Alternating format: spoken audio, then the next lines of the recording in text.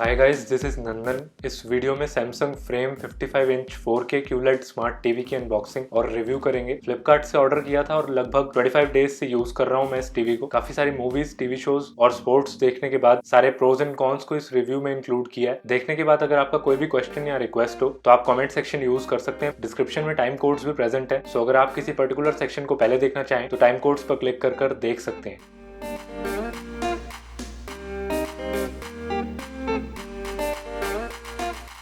Box open करने के बाद सबसे पहले एसेसरी किट है।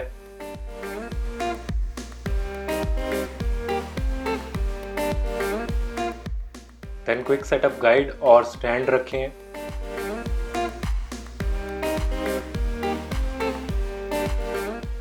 Next TV, no gap wall mount and finally One Connect box मिलेगा। नाउ वन कनेक्ट बॉक्स जिनको नहीं पता है, सैमसंग के कुछ स्लिम टीवी मॉडल्स के साथ में दिया जाता है। इसको टीवी का ब्रेन बोला जा सकता है क्योंकि सारा IO इसी के साथ कनेक्ट होने वाला है एंड टीवी से बस एक वायर इस वन कनेक्ट बॉक्स से कनेक्ट किया जाएगा। एंड कनेक्टिविटी के लिए इसमें 4 HDMI पोर्ट्स मिलेंगे, जिनमें से third HDMI port enhanced ARC support वाला है and fourth HDMI up to 4K 120 hertz support करता है। सो गेमिंग के लिए फोर्थ पोर्ट बेस्ट है। 2 USB पोर्ट्स मिलेंगे, उसके अलावा AV डिजिटल ऑडियो आउट और लैन पोर्ट्स भी अवेलेबल हैं। सो गाइस, फ्रेम टीवी है तो वॉल माउंट करवाना बेस्ट ऑप्शन है। नॉर्मल व्यूइंग हाइट से थोड़ा ऊपर वॉल माउंट हुआ है, सो मैंने स्लाइटली फॉरवर्ड टिल्ट किया हुआ है, otherwise no gap wall mount है। सो कम्प्लीटली फ्लश हो जाता है टीवी वॉल के साथ में। एंड माउंट करने के बाद टेस्ट के अकॉर्डिंग एडजस्टमेंट की जा सकती है या फिर टिल्ट किया जा सकता है। सो ओवरऑल अच्छा वॉल माउंट ऑप्शन है जो सैमसंग के इस टीवी के साथ प्रोवाइड किया गया है। टीवी एक्चुअली फ्रेम की तरह ही दिखाई देता है एंड लुक वाइज काफी अच्छा लगा मुझे। पीछे से भी डिजाइन अच्छा है एंड हॉरिजॉन्टल टेक्सचर दिया गया है बैक पे।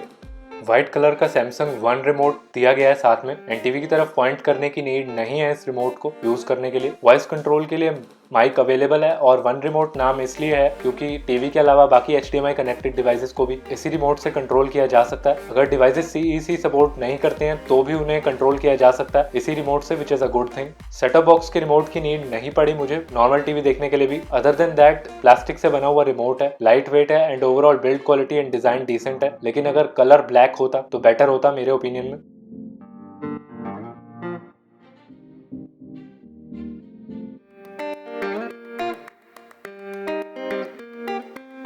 TV mostly good quality plastic से बना हुआ है। साइड्स पर मेटल यूज किया गया है जिससे magnetic customisable frames easily attach किए जा सके। ओवरऑल फ्रेम टीवी का डिजाइन एंड बिल्ड क्वालिटी दोनों मुझे डिसेंट लगे।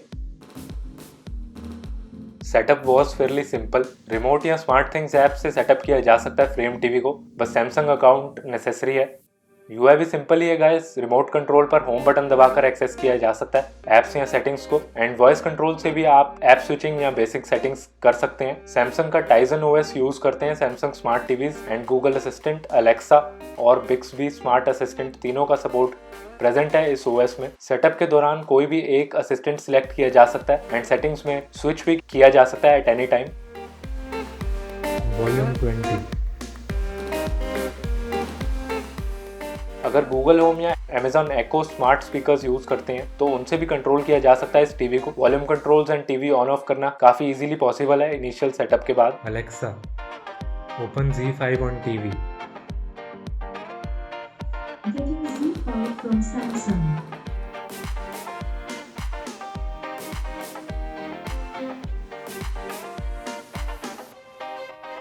Alexa, TV ऑन करो।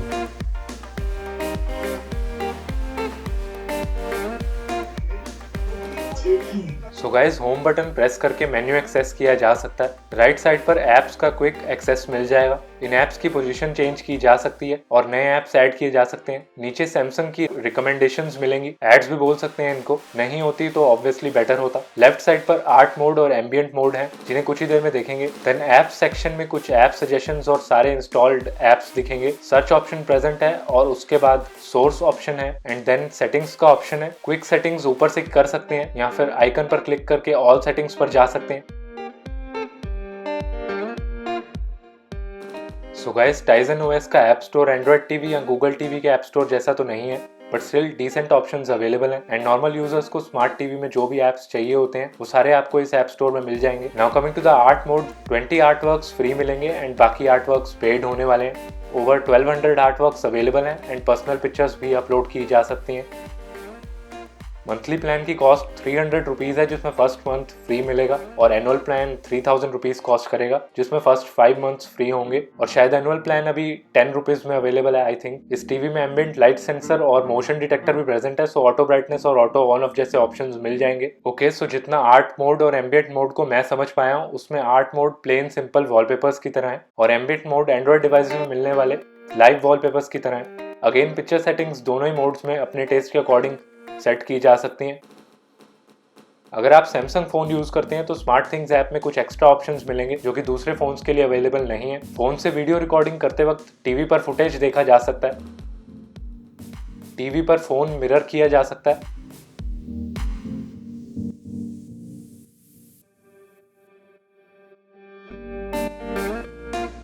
एंड टीवी स्क्रीन को फ़ोन पर भी मिरर किया जा सकता है, जो कि सिर्फ सैमसंग फ़ोन्स के लिए ही अवेलेबल है अगेन। इसके अलावा फ़ोन की साउंड्स या म्यूज़िक को टीवी पर प्ले किया जा सकता है। नॉन सैमसंग फ़ोन से भी कंटेंट कास्ट करना पॉसिबल है फ्रेम टीवी पर। जिस भी ऐप में कास्ट ऑप्शन प्रेजेंट हो उस ऐप्स का कंटेंट कास्ट किया जा सकता है। यूट्यूब के अलावा मुझे प्राइम वीडियो, नेटफ्लिक्स या हॉटस्टार जैसे पॉपुलर ऐप्स में कास्टिंग ऑप्शन नहीं मिला। बाकी जहाँ तक ब्लूटूथ की बात है तो ब्लूटूथ वर्जन 4.2 मिलेगा इस टीवी में एंड डिवाइसेस इजीली कनेक्ट किए जा सकते हैं ब्लूटूथ के साथ। मोड्स अवेलेबल हैं फ्रेम टीवी में, स्टैंडर्ड और एम्पलीफाई। मैंने मोस्टली एम्पलीफाई पर यूज किया इस टीवी को क्योंकि मुझे dialogues, music and overall sound quality amplify mode पर बेस्ट लगी। ऑल्सो 55 इंच और उससे ऊपर के जो साइजेस हैं इस टीवी के, उनमें 40 वॉट आउटपुट मिलती है, वेराज 50 इंच मॉडल में 20 वॉट आउटपुट मिलेगी। मैंने 55 इंच वेरिएंट यूज किया है, सो मैं उसी की साउंड के बारे में बात करूंगा। ओवरऑल साउंड क्वालिटी मुझे फ्रेम टीवी की काफी अच्छी लगी। Dialogues and background sounds crisp and clear सुनाई देती हैं, स्टीरियो सेपरेशन डिसेंट है and movies and TV shows सुनने का एक्सपीरियंस काफी अच्छा रहा मेरा। म्यूजिक भी टीवी के स्पीकर्स पर काफी अच्छा सुनाई देता है। लोज में सेपरेट सब वूफर वाला एक्सटेंशन या थंब नहीं मिलेगा, बट स्टिल बेस को अच्छा बोल सकता हूं मैं एंड मोस्ट यूजर्स बिना साउंड बार के काम चला पाएंगे मेरे ओपिनियन में। फेयरली एंटी रिफ्लेक्टिव फिनिश है स्क्रीन की। लाइट रिफ्लेक्शंस कुछ खास नहीं दिखाई देती हैं, लेकिन स्क्रीन के सामने अगर ब्राइट लाइट डायरेक्टली पॉइंटेड होगी तो डिस्ट्रैक्शन हो सकती है। फ्रेम टीवी में VA पैनल मिलेगा। कंट्रास्ट रेशो काफी बढ़िया लगा मुझे। कलर्स भी काफी अच्छे दिखाई देते हैं and 100% DCI P3 colour volume support करता है TV, so wide range of colours show करने के कैपेबल है, which is a good thing. Out of the box शायद कलर्स आपके टेस्ट के अकॉर्डिंग नहीं होंगे। मुझे नेचुरल टोन्स पसंद है और आर्टिफिशियल स्मूथनेस या सोप ऑपरा इफेक्ट पसंद नहीं है, तो मैं फिल्म मेकर मोड यूज कर रहा हूँ। नेचुरल व्यूइंग एक्सपीरियंस के लिए मुझे ये मोड काफी सही लगता है एंड ज्यादा सेटिंग्स करने की भी नीड नहीं पड़ती है इससे। Other than this mode, dynamic, standard, natural और मूवी मोड्स अवेलेबल हैं इस टीवी में। गेम मोड अलग से दिया गया है जिसके बारे में कुछ ही देर में बात करेंगे। व्यूइंग एंगल्स भी डिसेंट लगे मुझे इस टीवी के। IPS पैनल्स के जैसे नहीं है बट स्टिल डिसेंट बोल सकता हूँ मैं नॉर्मल साइज्ड रूम्स के लिए। एक्सट्रीम एंगल्स से देखने पर पिक्चर वॉश्ड आउट लग सकती है, otherwise viewing angles normal TV viewing में कंप्लीटली फाइन लगे मुझे। ब्राइटनेस की जहाँ तक बात है तो पीक ब्राइटनेस भी अच्छी है इस टीवी की। मैंने जिस रूम में यूज किया उसमें डायरेक्ट विंडोज नहीं है और रूम की लाइटिंग को मैं कंट्रोल कर सकता हूँ, तो मुझे ब्राइटनेस से रिलेटेड कोई भी इशू नहीं लगा इस टीवी में। HDR कंटेंट देखते वक्त भी डिसेंटली ब्राइट हो जाता है टीवी, लेकिन अगर बहुत ज़्यादा ब्राइटली लिट एनवायरनमेंट में देखेंगे तो शायद HDR कंटेंट SDR से कुछ खास डिफरेंट नहीं लगेगा, बट अगर लाइटिंग आपके कंट्रोल में है तो SDR एंड HDR दोनों में अच्छा एक्सपीरियंस मिल सकता है इस टीवी से। Content upscaling is also quite good guys. 1080p content काफी अच्छा दिखाई देता है, almost as good as 4K। 720p content भी डिसेंट दिखाई देता है, मुझे 1080p जैसा लगा और SD चैनल्स 720p जैसे लगे। Now coming to the black levels of this TV. Black levels VA panels में मोस्टली अच्छे ही होते हैं एंड फ्रेम टीवी में भी सुपर्ब है। सुपर्ब का मतलब OLED लेवल ऑब्वियसली नहीं है, but still very good for an LED TV जिसमें लोकल डिमिंग नहीं है। मूवीज और टीवी शोज दोनों काफी अच्छे दिखाई देते हैं। मैंने मोस्टली फिल्म मेकर मोड पर ही देखे एंड एक्सपीरियंस काफी अच्छा था। डार्क सीन्स भी अच्छे दिखाई देते हैं, इवन लो लाइट एंड बिना लाइट के भी। मैंने स्पोर्ट्स भी फिल्म मेकर मोड पर ही देखे एंड एक्सपीरियंस काफी अच्छा था और कोई खास इशू दिखाई नहीं दिया मुझे। मोशन हैंडलिंग अच्छी है इस फ्रेम टीवी की। 120 हर्ट्ज का पैनल है and again fast pace content के साथ कोई इशू नहीं लगा मुझे। गेमिंग की जहाँ तक बात है तो 4K 120 हर्ट्ज गेमिंग तो टेस्ट नहीं की मैंने, लेकिन PS4 स्लिम के साथ एक्सपीरियंस अच्छा था एंड गेमिंग से रिलेटेड भी कोई इशू फेस नहीं किया मैंने। सो फ्रेम टीवी फ्रेम डिमिंग या फिर CE डिमिंग के नाम से एक टेक्नोलॉजी यूज करता है, जिससे जब भी डार्क सीन आता है तो पूरा स्क्रीन वेरी स्लाइटली डिम हो जाता है एंड ब्राइट सीन आते ही वापस स्लाइटली ब्राइट हो जाता है। ये डिस्ट्रैक्टिंग नहीं है बट स्टिल समटाइम्स नोटिस किया जा सकता है एंड इस टीवी की grey uniformity and white uniformity काफी अच्छी लगी मुझे।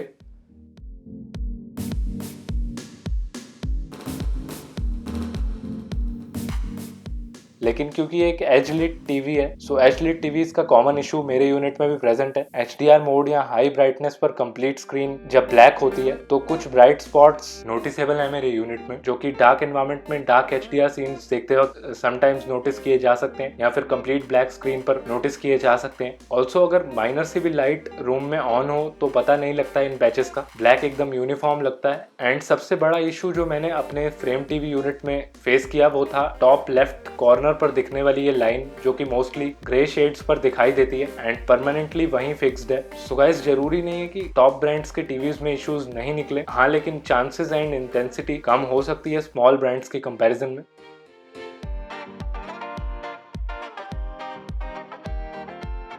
सो गाइस, फ्रेम टीवी अगर आप लेना चाहें तो दो ऑप्शंस अवेलेबल हैं। पहला जिसमें आप 2020 मॉडल, जो कि अभी इंडिया में अच्छे डील्स में मिल रहा है, उसे बाय कर सकते हैं, या फिर आप वेट कर सकते हैं 2021 मॉडल के लिए, जो कि अपकमिंग क्वार्टर में लॉन्च होने वाला है इंडिया में। जहां तक मेरे ओपिनियन की बात है तो फ्रेम टीवी एक डिसेंट ऑप्शन है बाकी टीवीज देखते हुए इस प्राइस रेंज के, लेकिन यस, इश्यूज डेफिनेटली निकल सकते हैं जो कि शायद हर टीवी के साथ पॉसिबल है। Other than frame TV, Sony के कुछ अच्छे टीवीज अवेलेबल है मार्केट में। X7400H काफी अच्छा टीवी है और चीपर भी है फ्रेम टीवी से, एंड बजट थोड़ा ऊपर जा सकता है तो सोनी X9000H बेस्ट टीवीज में से एक है, अराउंड 1 लाख के आसपास प्राइस के लिए फॉर 55 इंच मॉडल। अगर अभी टीवी बाय करना है और बजट इशू नहीं है तो LG या सोनी का OLED टीवी लेना बेस्ट होगा in my opinion. That's all for this video guys. अगर कोई भी क्वेश्चन या सजेशन या रिक्वेस्ट हो तो आप कमेंट कर सकते हैं, मैं जल्दी जवाब देने की पूरी कोशिश करूंगा। वीडियो अच्छा लगे तो लाइक, शेयर एंड सब्सक्राइब जरूर करना, बेल आइकन को प्रेस कर देना। मैं आपसे मिलूंगा नेक्स्ट वीडियो में। Thank you very much for watching.